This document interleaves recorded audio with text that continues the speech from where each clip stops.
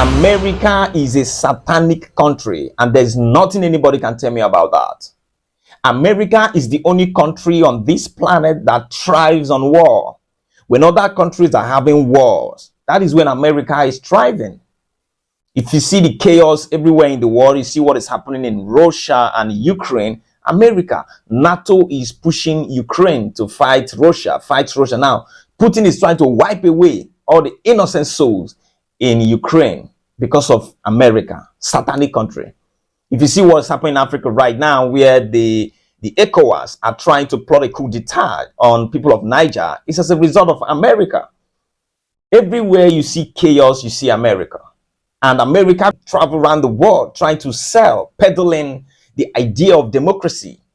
I've said this time without number, if anybody on this planet can provide me any country that practice democracy, government of the people, by the people, and for the people, I will submit my life for that. There is no country on this planet that practices democracy. Is Nigeria practicing democracy? Nigeria was colonized by Britain. Britain is practicing what is called the Magna Carta system of government, government by the rich. This is what is practiced in America and every other European countries.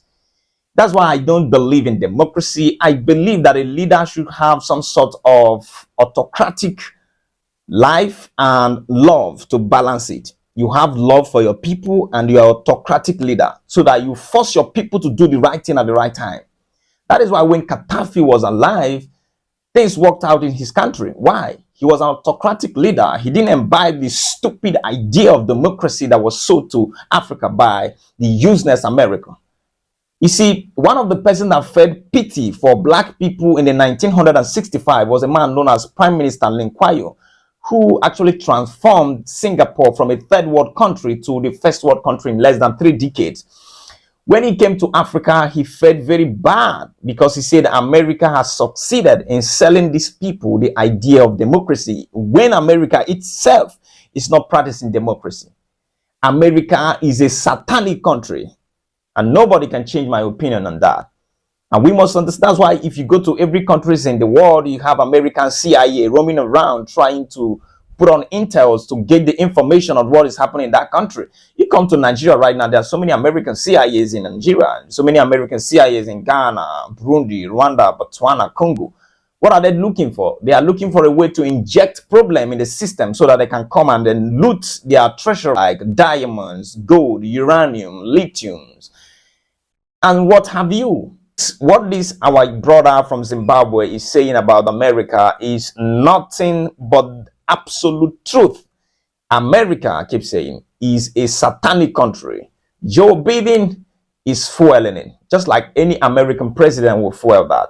And we get to a point where we understand that there is no way we can change and transform Africa with democracy. Democracy is for educated people. You have people who are largely uneducated and you're trying to push democracy in them. No, you have to use iron fist to transform them, to force them to do what is right. Else, they will not do that. If you go to Rwanda right now, Rwanda is working because Paul Kagame have some sort, some part of his life is autocratic, some part is love. When they catch you on the street, when you throw away a sachet of water, you go to prison. That's how Lee Kuan Yew did. If we don't do that, we can change. Like we have so many people who have lost the motivation to develop a country and put them in power in Africa, like the president of my country, Tinubu. How do you put an old man at that age in power and expect him to transform a nation? It doesn't work out. If you want to transform a nation, you put young people who have the ideas, the vision, who have the creativity, the innovations to change these people.